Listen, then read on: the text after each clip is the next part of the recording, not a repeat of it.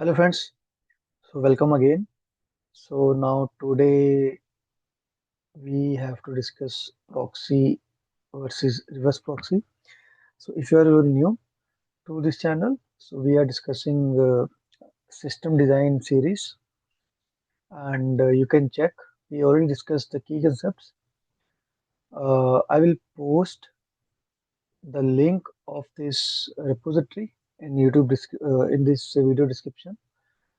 So go through all these videos and data. Like we have one folder here, HLD, and you can have all the details here as well, meaning documentation. But better to go through all the videos with explanation. Okay, what is these all these concepts? Okay, so let's get started. What is proxy and reverse proxy? Okay, so yes, here we go. So in simple terms, forwarding client request is our proxy, and managing request to the server is our reverse proxy. Okay,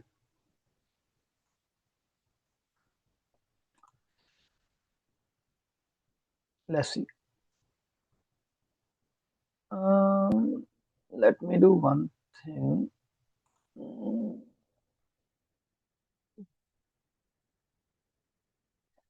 How to get out from here? Okay, let me do draw mode, or let me start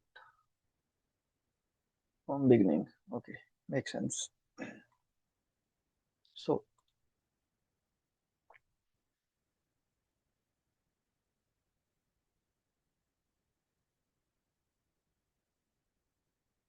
what is proxy? Meaning forward proxy. Okay, sits between client and internet. Okay, so this is not system, it's a kind of layer, right, of a configuration. So it will sit between our client and internet.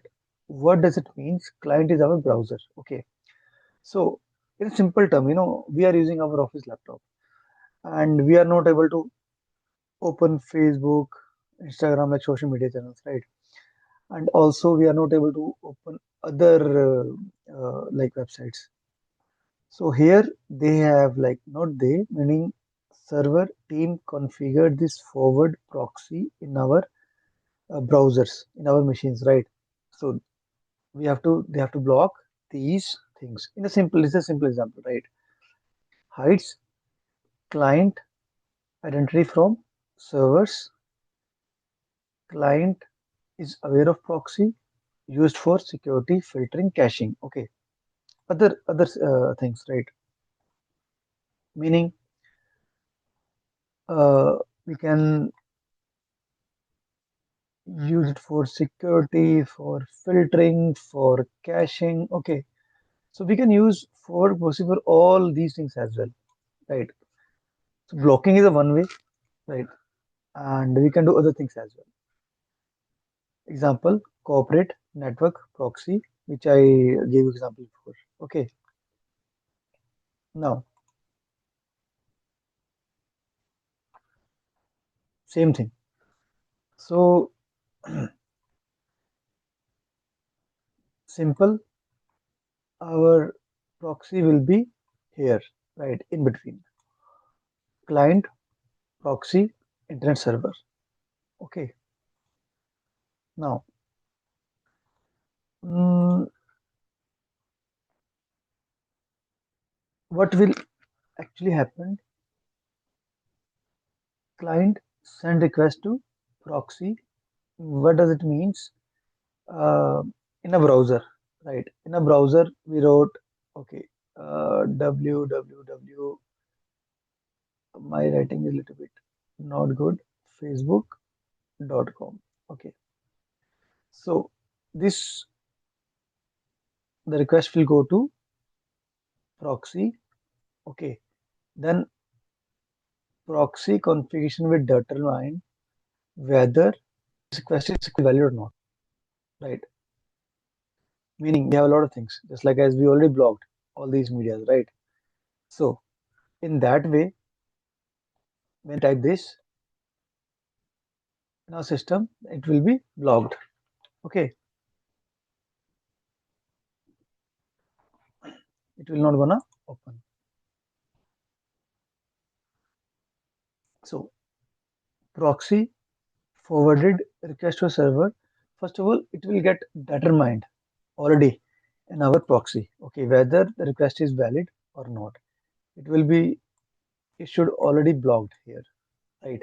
But say this is a valid request, not this. Suppose we have another request, just like as we can say whatever our some sort of attendance or uh, work address, right? It will go here. Now this will pass, right? Now it will forward that request that to the server. Okay,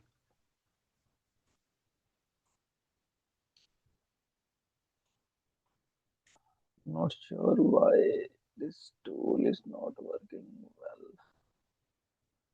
Okay, server, leave it.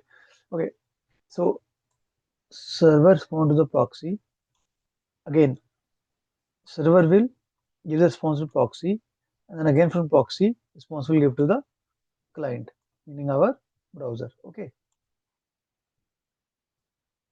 so it's a simple layout for our forward proxy. Now I think you get the idea why these Facebook, social media are not working in our company's laptop. Okay, this is a simple, in interview if they ask, okay, what is forward proxy and like reverse proxy, then you can give a simple answer, right? So that will be correct answer. Now, what is reverse proxy? Okay, so reverse proxy sit between clients and backend server. Okay, so now we'll say, okay, now you will tell, okay, what does forward proxy means? Also, we mentioned, okay, uh, here, sorry, not here, here, okay, client, mm, let me go back, client, proxy, server, right? Now, if I go to third slide, client, proxy, internet server, not directly to the request is not going directly to the server. Client, for proxy, then internet server. And here, what we're discussing, client sits between clients and backend server, hides server identity from clients. Client is not aware of backend servers used for load balancing, security, SLA termination. We will discuss, right, all the steps. Just like as uh, just like as this. Okay, client, reverse proxy, backend servers. We use load balancer and other tools, right, to diversify our request. So here, client send one request using, I can say, okay, let me choose the pen again.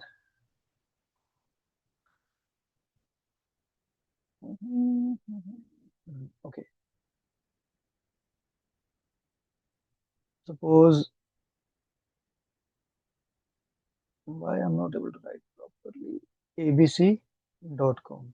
Okay, so in a reverse proxy, we will map that ABC into 123 abc.com. Okay, then this will go to our particular server. Okay, Might be this or might be this by using whatever we are technology we are using by using hash code. Okay, whatever it is, finding the server name or other things, not even hash code. So abc.com is mapped to one to abc.com, and again it will go to our server backend servers. Client don't know, right, what is our exact domain name to call our backend servers. So it hides the server identity. Okay, hides server identity from client. Client is not aware about the backend server and used for load balancing, security, SSL, termination. Simple. Now suppose we have 100 requests. We will discuss again by using, I will give some example, just like as how we are mentioning this used for load balancing, security, and SSL termination going forward. Okay, so here what it says, request flow, client sends request to reverse proxy, reverse proxy selects backend server, server process the request, reverse proxy return response to client. Again, this is same thing, right? Whatever we discuss in forward proxy, the same thing will happen in here. The client will send the request to reverse proxy, and then reverse proxy will do something with the request, and then select the backend server. Okay, so this is the catch.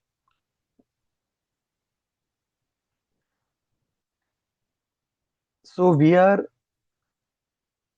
managing data for our backend servers, right? Forward proxy manages data for our kind of browser or something, right? Okay, so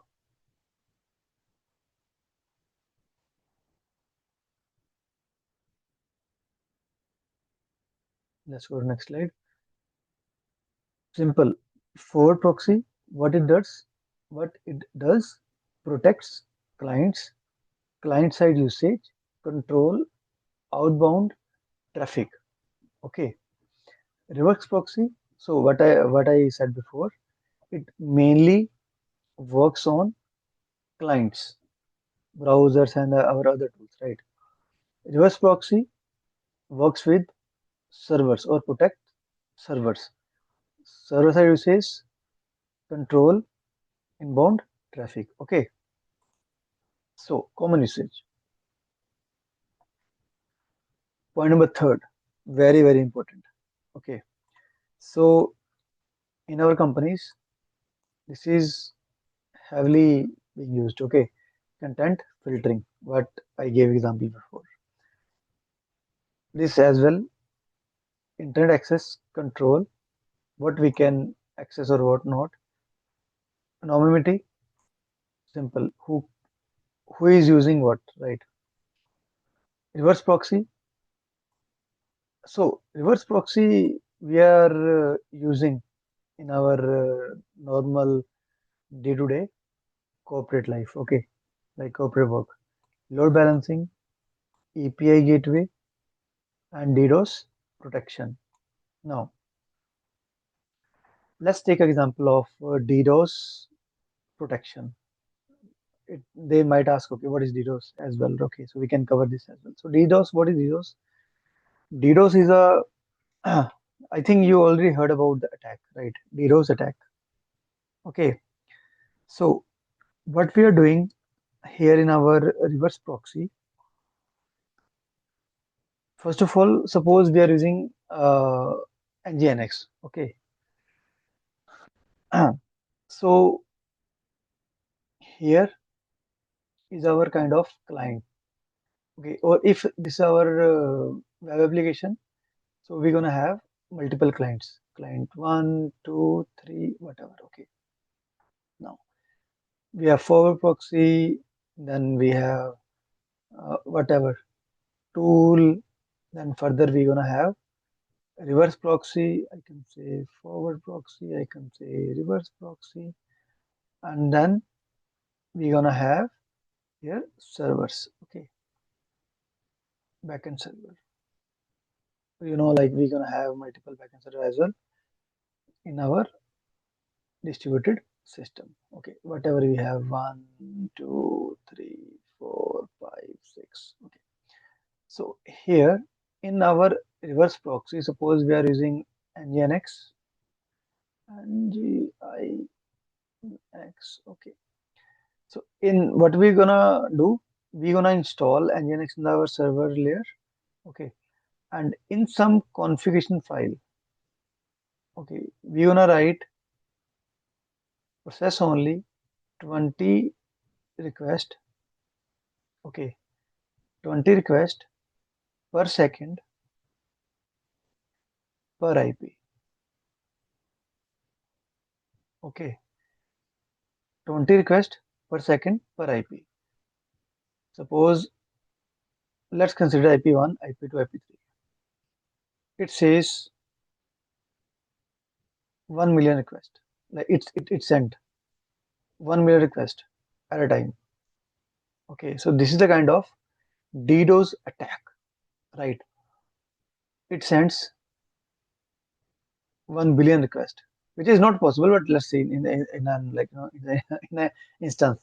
So 1 billion, 1 million, and 100,000 K, right? So here, so this is a kind of DDoS attack. Now, why we do, not we, like why hackers or whatever the person do DDoS attack?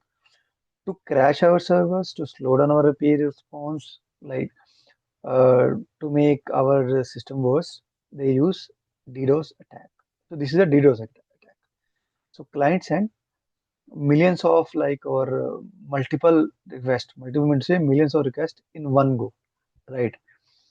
But how we can protect DDoS protection? How we can protect? So in some configuration we can write 20 requests per second per IP. So IP will be same, right? IP will be 2, IP will be 3. In one go, if it is sending 100 billion requests in one go, right, IP will be same. Now, as per our configuration, we'll discuss one point more, but right now, here, it will filter down all the requests. It will process only 20 requests, or whatever the other request will be, go to our dead queue or whatever, right, we have implemented.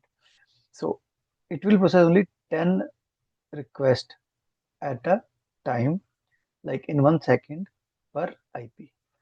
Again, second is also very big, right? Request might be get processed in, I can say 100 millisecond as well, right? So here we're gonna process only 20 requests. Let's say two requests is getting processed in 10 milliseconds, right? So total 20 requests we can process in our 1 second only. Okay. So using this configuration, we can protect DDoS attack. Okay. So we have other, like things as well, just like as we can put rate limiting. This is a kind of rate limiting, right? This is a rate limiting. How many requests we can process per second per IP. Okay. But you can say, okay, we can have multiple IP addresses as well, right?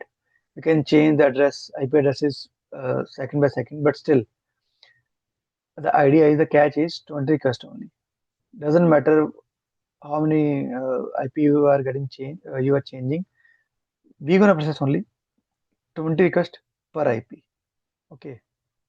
So again, changing of IP again takes some seconds, right? So we will be in a good position to handle everything. So this is a DDoS attack.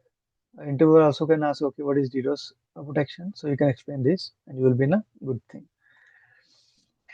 Now, system design perspective, we already discussed everything. Forward proxy, sorry, my bad. Forward proxy, client centric, reverse proxy, server centric. Reverse proxies are identical for scalability. Okay, reverse proxies are critical for scalability. Sorry, my bad. So common in microservices and cloud architecture. What does it means? It means here we have multiple servers. We're gonna have multiple services as well. Okay, so I just I haven't like highlighted the services here. If I highlight in our distributed environment, so here, you know, I can say here we're gonna have multiple services as well. Service one, service two, service three, service four. Okay, and then again, request will go to suppose say this server. Request will go to suppose this server. Request will go to this server or whatever. This request again go to this server. Okay, so again, multiple services. Not sure why it is behaving like this. Multiple services, multiple multiple servers. Okay, so reverse proxy is very critical. Okay, in our distributed system because we have multiple services and multiple servers. So I hope you understand the concept in a simple manner. Forward proxy is a client centric, reverse proxy is a server concentric. Okay, and if you have any other confusion, you can comment and I will reach out to you as soon as possible. Okay, I hope your concept is clear with reverse proxy and forward proxy. Okay, so we will discuss a lot of topics again in detail. So this will come again and again. Okay, so for now, thank you so much and stay with me if you need more information and more, not information like more concepts on system design. Okay, so I'm wrapping up this video now, and thank you so much. And please like and share this video to your friends who want to learn system design. Okay, thanks and bye.